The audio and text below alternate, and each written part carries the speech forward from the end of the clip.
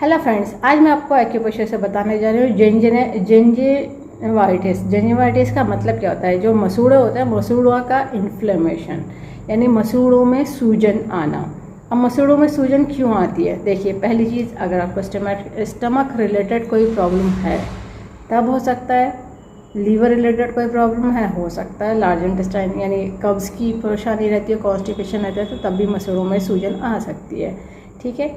और ये रीज़न ऐसा भी हो सकता है, कभी कभी बाई चांस आपने टूथपेस्ट ध्यान नहीं दिया कि कैसा वाला था, अगर हार्ड केमिकल का होगा तो तब भी हो सकता है। या फिर ब्रशिंग की जो मेथड होता है टीथ ब्रशिंग के, उसमें अगर गलत तरीके से ब्रश कर दिया तो मसूड़े में लग गई तो हो सकता है तो स्वेलिंग आ सकती है। ठीक है, लग गई यानी चोट लग गई तो फिर हो सकता है।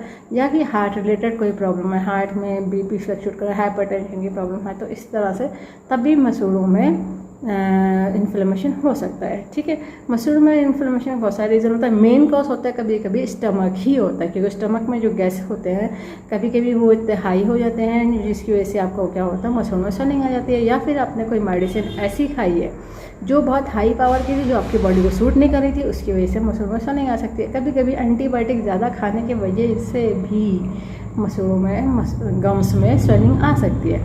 बाई चांस आपके हो सकता है कि मसूड़ों में जो दांतों में होता है, दांतों के बीच में टार्टर जमा हो, जिसको कहते हैं, जो निकलवाते हैं लोग उसको मशीन, वो डॉक्टर के थ्रू, तो वो वाली भी अगर ज़्यादा जम रहा होगा तो क्या होगा, तब भी जो गम्स होते हैं वो अपनी जगह छोड़ रहे हैं, तो उसकी वजह से स्वेलिंग आ सकती है। या फिर आपका क्या होता है, किसी तरह का कोई थ्रोट इन्फेक्शन है तो उसकी वजह से भी मसूड़ों में स्वेलिंग आ सकती है। क्योंकि कभी कभी टॉन्सिल की वजह से भी हो जाता है कि टॉन्सिल रिलेटेड प्रॉब्लम आता है, क्योंकि इन्फेक्शन क्या होगा, इन्फेक्शन मुंह के अंदर ही है तो मसूड़ों पर इफेक्ट करेगा। ठीक है, कभी कभी ऐसा होता है कोई चीज़ ऐसी खा ली है तो उसका साइड इफेक्ट एलर्जी जिसको कहते हैं, अगर वो है उसकी वजह से मसूड़ों में हो सकती है स्वेलिंग। तो स्वेलिंग के तो बहुत सारे रीज़न हो गए। अब जिंजिवाइटिस हो गई यानी इन्फ्लेमेशन ऑफ स्वेलिंग, मतलब जो गम्स हो रहा है, तो उसका मैं ट्रीटमेंट बता रही हूँ ताकि आप लगा लीजिए और वो थोड़ा नॉर्मल हो जाएगा। बाकी जो रीज़न है उसके हिसाब से डिटेक्ट करके पॉइंट अलग से ऐड ऑन करे जाएंगे। अब जो पॉइंट लगाने के लिए ज़रूरत होगी, डॉक्टर टेप की, पेपर टेप की, किसी मेडिकल या सर्जिकल की शॉप से ले लीजिएगा। 1/2 इंच का टेप है, स्किन फैली टेप है, कोई और सा टेप नहीं यूज़ करिएगा, इस बात का ध्यान रखिएगा। जिन्होंने कोर्स करा उन्हें पता है कि पीछे में यूज़ होती है बियॉन्ड मैग्नेट, जो एक तरह से वाइट होती है, एक तरह से येलो होती है, टोन सीडेड का काम करती है, प्लस माइनस एनर्जी होती है, नॉर्थ पोल साउथ पोल। ये बियॉन्ड मैग्नेट ह्यूमन बॉडी के एक्यूप्रेशर पॉइंट को स्टिमुलेट करने के लिए और बैलेंस करने के लिए बनाई गई है। इसमें पावर उतनी दी गई है जो ह्यूमन बॉडी के एक्यूप्रेशर पॉइंट को स्टिमुलेट कर सके और बैलेंस कर सके।